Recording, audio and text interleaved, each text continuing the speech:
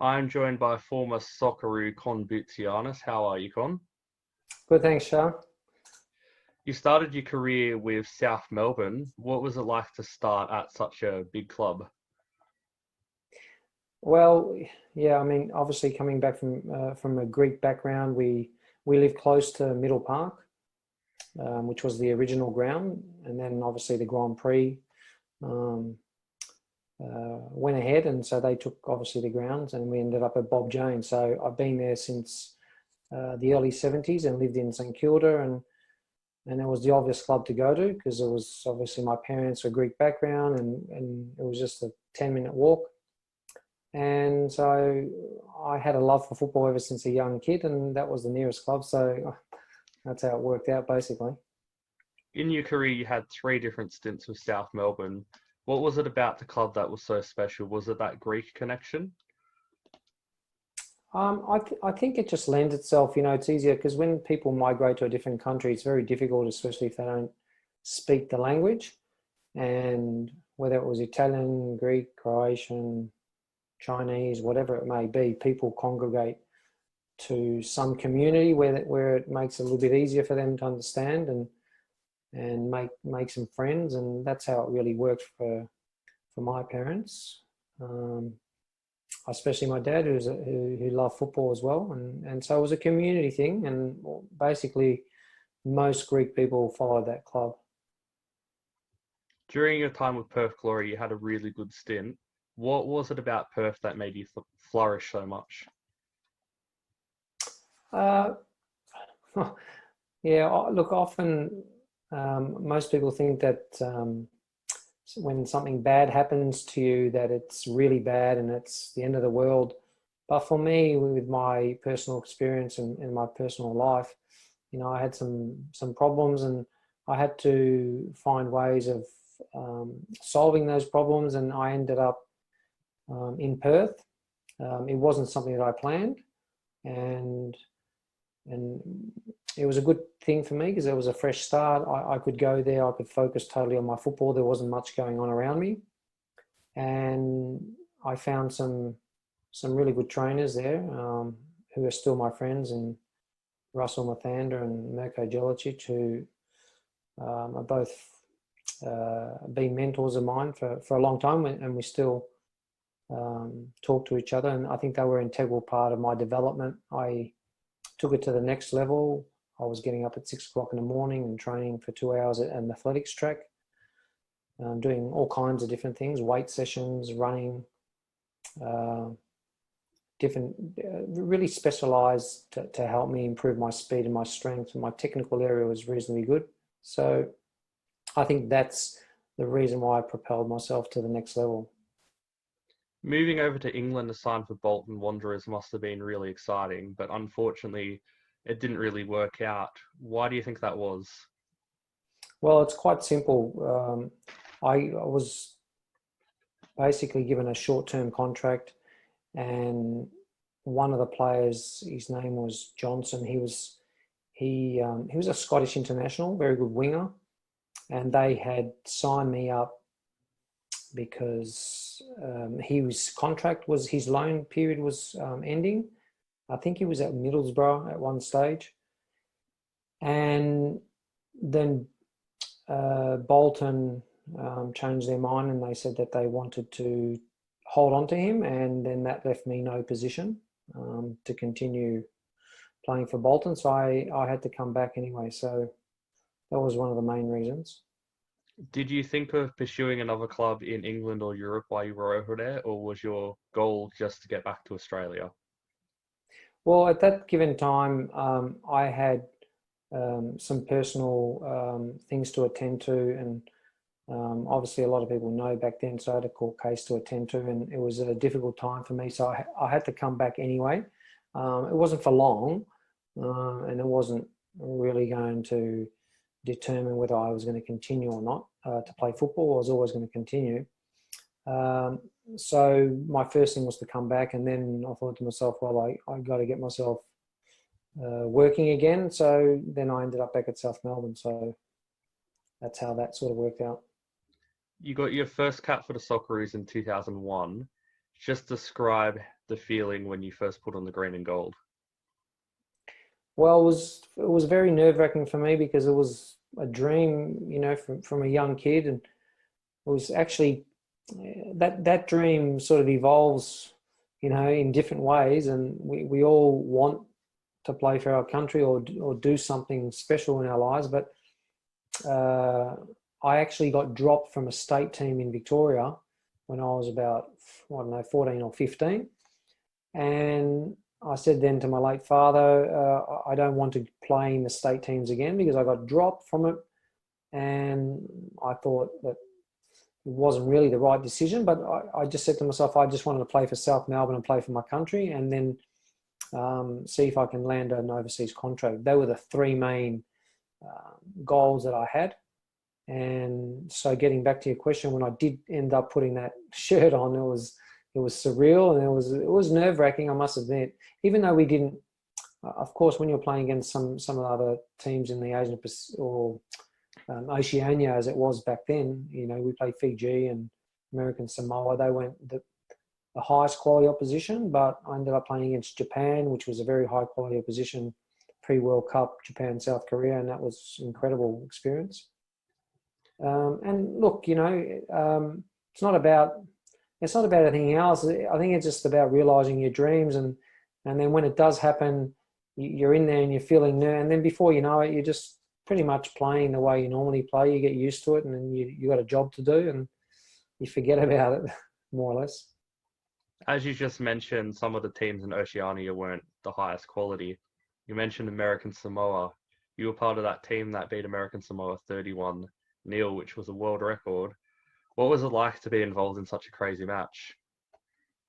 Well, I've been asked that many times, but I think for me, it was an experience because a lot of these kids, people don't realize they didn't even have a pair of boots to start with. So actually glorifying it for me I don't think it's the right thing. I think, look, we as professionals, and Archie Thompson scored 13 goals during that game, and for me, we were just professional players going about our job, and we just played. And the idea of the game is to score goals. And I can give you one example. It was quite funny that, like, even one of the kids or the players for American Samoa was playing on the left wing, and Frank Farino told me to stay wide, and like I literally was right on the line, and I stepped outside the line, and he was following me outside the line. So, their tactical awareness and their skills weren't the greatest, but I commend American Samoa because those kids were really putting in, and a lot of people should understand that, coming from a country like that and getting beat by 31 is it's not a bad thing. But people, like I said, shouldn't glorify it too much, and they should understand that if those kids had better opportunities too, we wouldn't beat them 31-0. Maybe we'd beat them by a few less goals. But I scored my first goal. I think that game I scored straight from the corner. So, but look, it was a good experience, and it is what it is, I suppose. And when you see it on YouTube or whatever, and you see 31-0, you think, wow, what a massacre. So, yeah, it was an experience. Aside from the Socceroos, what was the proudest moment of your playing career? I think um, winning the grand final for South Melbourne a couple of times, because for me, my childhood dream was to play for that team. I used to go from the age of 3 or 4 and see some incredible players play the game, and I wanted to emulate them, and I ended up achieving that dream. And at that time, it was South Melbourne had won in '84 the national championship, and then it just happened that they won it in '91, which I was a part of the squad, and then in '98. I ended up scoring the winning goal. And, it was a tough situation for me too. So it was a lot of pressure. A lot of people may not understand it, but yeah, when you're at 1-1 and you've got 25,000 people screaming and you're one-on-one with a goalkeeper, if I missed, people would be saying, oh, he missed. But because I scored, it became a moment in people's memory bank. And they remember, and it's a good thing. Sometimes I walk along the street and people, stop me over and said, "I remember you scored that goal," and it's incredible because one thing can create two emotions, a really bad emotion from the opponents and a really glorified emotion that can last in your heart for the rest of your life. So it was a very key moment for me, and playing for my country was a very proud moment. And I think I just enjoyed the essence of football, the beauty of football, more like those Barcelona days when Pep Guardiola was coaching Barcelona. And, we played a good brand of football. Maybe not like Barcelona, of course, they got the world's best players, but we played a really good brand of football. We had great players. And it was beautiful to watch. A lot of people, and we had good opponents too. You don't realise when you play at that stage of your career, you don't look back and you say, well, you had some big challenges, like huge games between Adelaide City, Melbourne Knights, Marconi's, Sydney Croatia's, Sydney Olympics. It was every team had some substance, and it was a good time. Speaking of South Melbourne, they were one of the most successful NSL teams. They still have a huge following today. Do you feel like they should be in the A-League, or do you feel like, the football landscape in Australia has moved on? Well, that's a tricky one, Shah, because, that obviously the reason why they went into the A-League is because they wanted to de-ethnicize the game to that extent. That, it commercially did well, and now it finds itself, it sort of went a bit backwards, and it's, the A-League is maybe struggling a little bit now. So whether South Melbourne should be in or shouldn't be in is, I would say, I think it's important that as a country we recognise who really loves this game and who wants to follow it. So it's not about, you want to create this, you're saying de-ethnicize it. I don't actually really know I don't agree with people, going to games and being violent. I totally oppose it, and I've been on the end of that, as a player. And I don't, you go to work and you get a can of beer thrown in your head. People think it's okay, but it's not okay. If you're at work in an office and someone throws a can of beer in your head, you'd be suing them, they'd be going to court. But, we had all these, we got spat on, we got a lot of things. So I agree with what FFA did in that regards. They were very, very strong. They changed the rules. The players were safer. Commercially, it was good. But has it produced a better type of footballer? I'm not sure. I've been on both ends. I think that it would be great if we could get a South Melbourne, the Wollongongs back in, the Marconi's back in, the Adelaide Cities. I think the game would just, it's got that history, and the history is very important because they're the people that actually want to go see the game, and it'll revamp somewhat and have more interest. And if we don't get, someone like Fox Sports to televise it, I'm sure there's other people who maybe want to televise it. So it would be great if they could come in because there is still a following. But it'd be great if, the other teams, Melbourne Knights can come in. I don't know, Morwell, Wollongong. There's many teams. There's been a lot of debate in the past few years about promotion and relegation. Do you feel like if Australia had a second division, it could open up the gates to some of these clubs like Wollongong, South Melbourne to come in? And do you think that could realistically work in Australia's football landscape? Well, it would certainly open up the gates. There are no other teams. The problem that they may face is, what facilities do they have? Are they good enough to cater? Who goes up? If one club comes up from the NPL in Queensland or Melbourne, are they capable of, going to that next level? I don't really know. I think that with the landscape of what's going on, and I think FFA, that the transfer was only, I think, $3,000 that they were allowed to make, the clubs, when they were transferring players. I thought it was quite ridiculous myself. And it doesn't work because these clubs need to survive. So if they did have a second division, it would be incredible. The landscape would change. There would be a vibe. I don't think there is a heartbeat at the moment. We don't even know sometimes when these games are getting played for the A-League. I don't hear anything on the news. I don't see any advertising.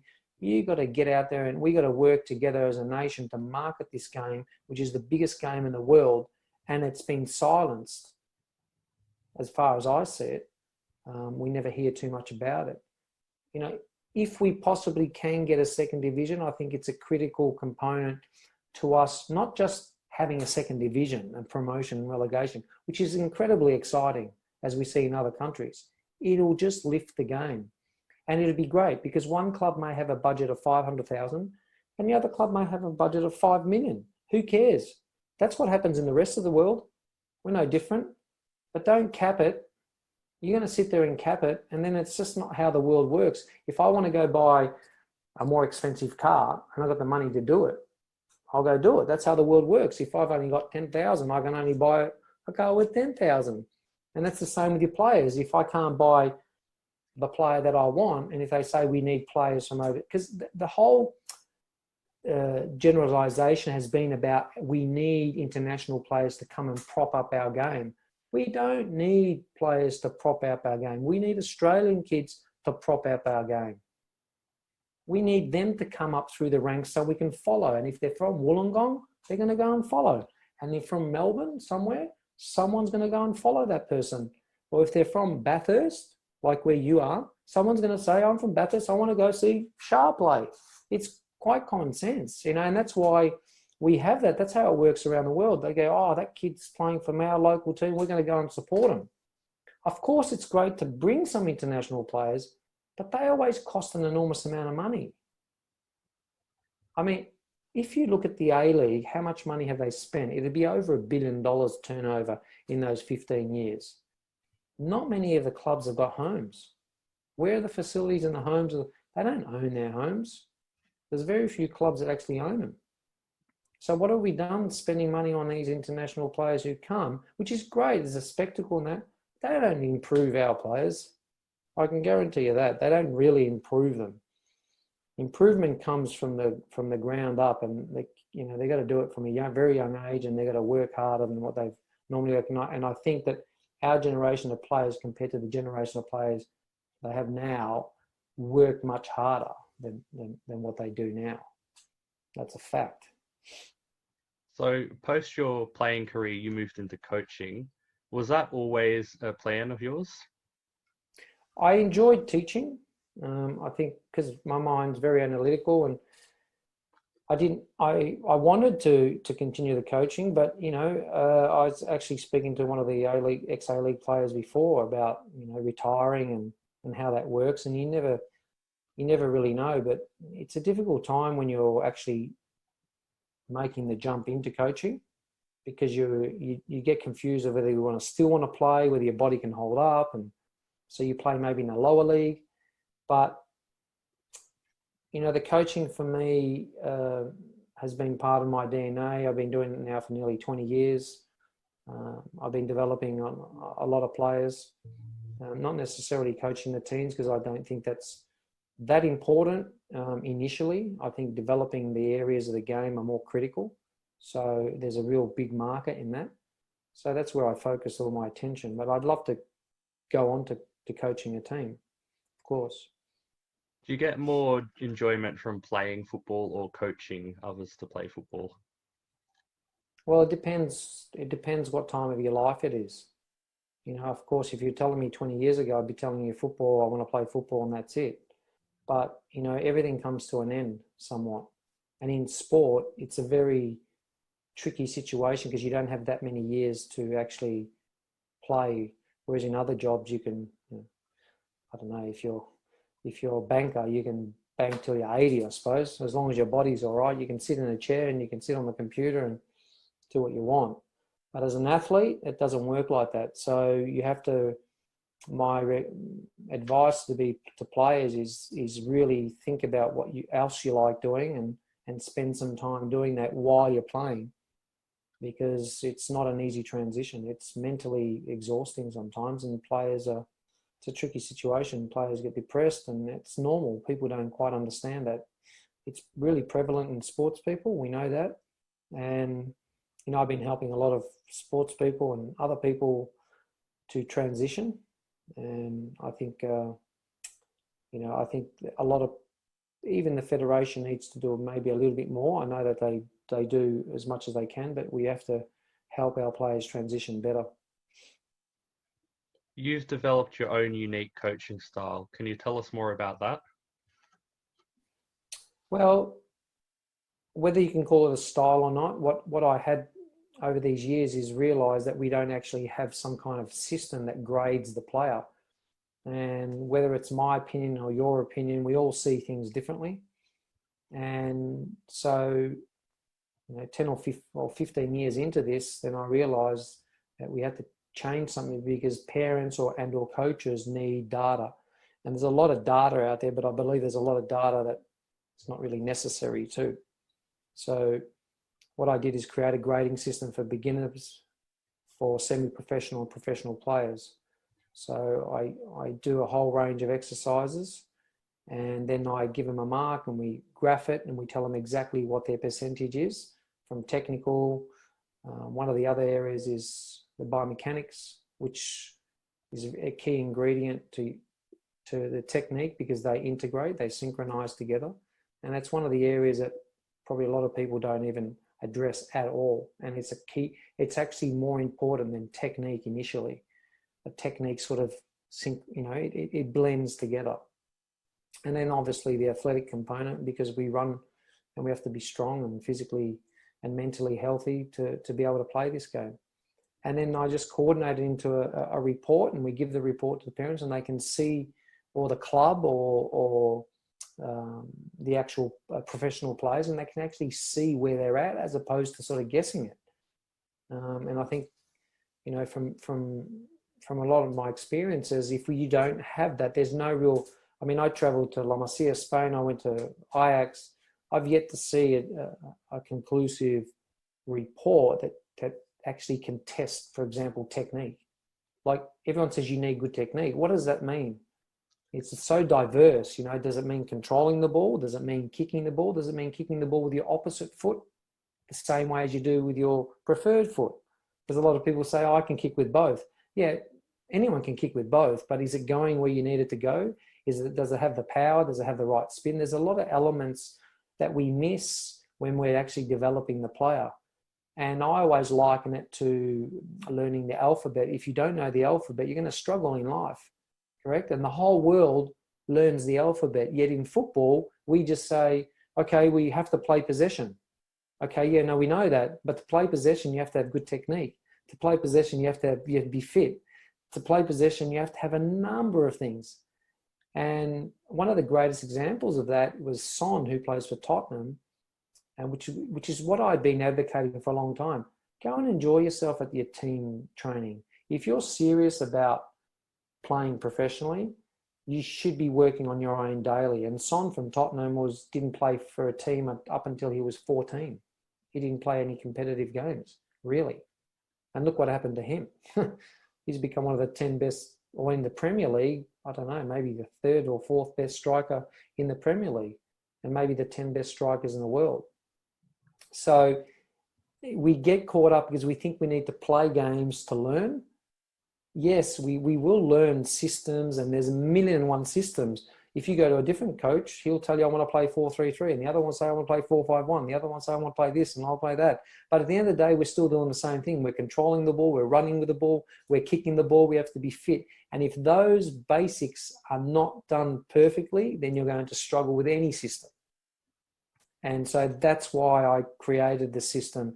And it's working a treat. I get to train, the world's best women's soccer player. She won the Ballon d'Or twice. I taught her how to kick.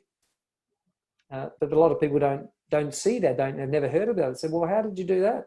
I said, well, they flew me up there, and a friend of mine, James, told me to help this girl out, and she scored the winning goal in the Beijing Olympics. She scored the winning goal in the World Cups. I mean, I've helped the world's best player win World Cups and win Olympic Games. And yet when I speak to some people there, I find it very difficult to understand why they wouldn't want someone to help their team win by scoring more goals. Scoring goals is one of the key elements to what I teach. But to be able to score goals, you have to have a number of other things behind that. And that's why I talk about the alphabet. You need the alphabet. If we didn't know the alphabet, we wouldn't be able to have this conversation. Or people are not going to be able to view this on YouTube to understand what we're talking about, correct? But in football terms, we don't have that. And so I found that over the years, most people do not practice shooting. And I've talked about it a lot, of course, but that's what I advocate. If you don't know how to shoot the ball with both feet, you don't really understand the essence of what a ball does. You don't understand topspin, backspin, side spin, how to control it while it's coming at you at different heights. There's a whole art to all that. And if you don't learn that, you're not a footballer for me. That's why you see the world's best players. They've all got that. Why are the goal scorers the highest paid in the world?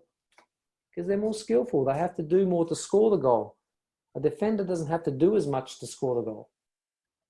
Sorry, to stop the goal as such. As you just mentioned, one of the players who you worked with is Carly Lloyd, who's one of the best female players of the 21st century. Yes. It must fill you with great pride seeing how far she's come since you worked with her.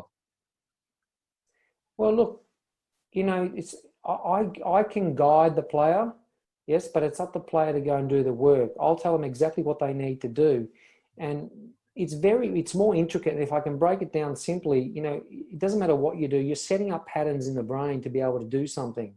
We wake up in the morning, we brush our teeth. It's in our subconscious. We just do it automatically.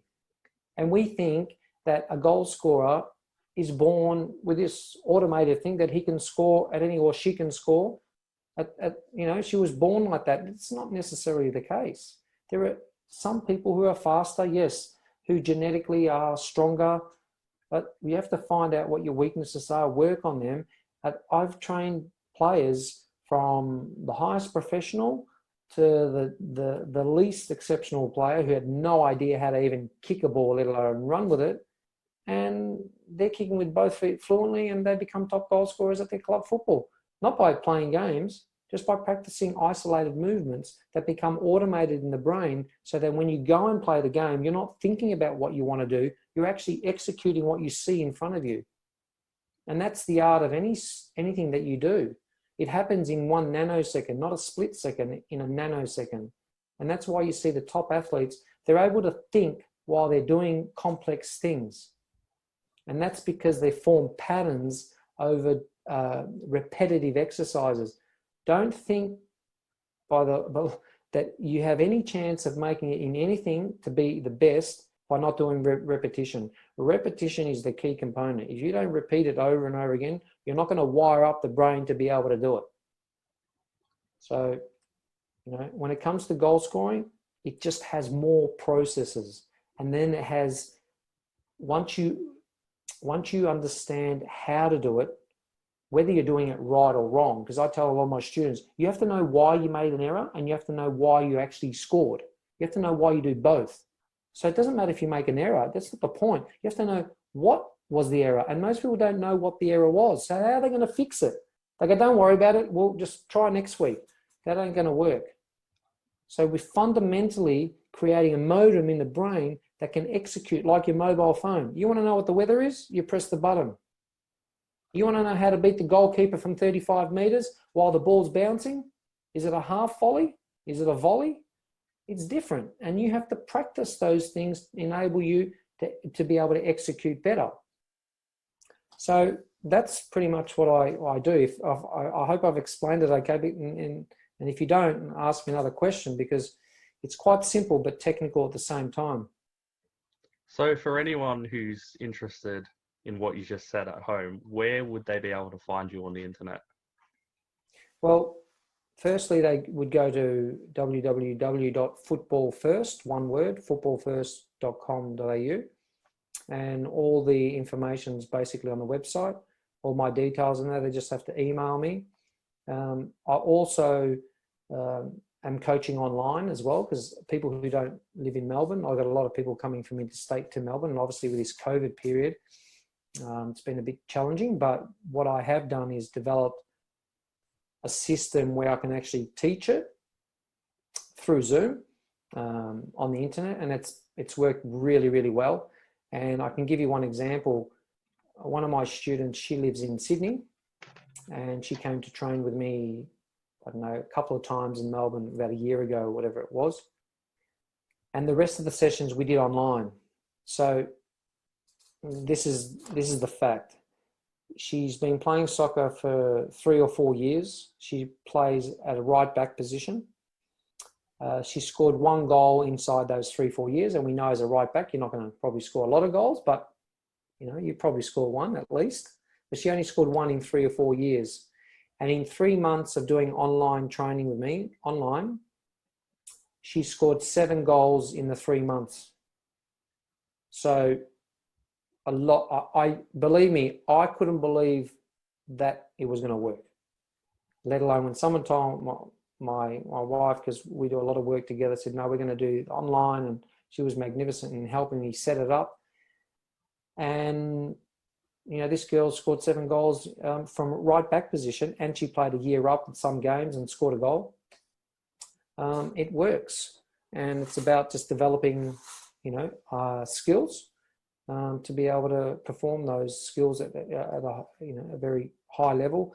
But yeah, if you want training, I can train you from anywhere. I train players overseas as well. I enjoy it. It's very different, but it does get the 100% results. I can guarantee you that. And you can see a lot of the videos on my Instagram or Facebook. We put a lot of effort into that. It takes a long time. You can get a lot of free videos and start practicing some of the skills that I've been teaching my students. Well, thank you so much for your time this afternoon, Con. It's been a pleasure. All the best for 2021. Thank you, Shah. Thanks for interviewing me, and I hope everyone's safe and well. And for any aspiring footballers, my advice is keep training and keep training hard, and one day you'll realise your dreams. Hopefully we'll get to see a new generation of players come through that we can support and go and enjoy the game.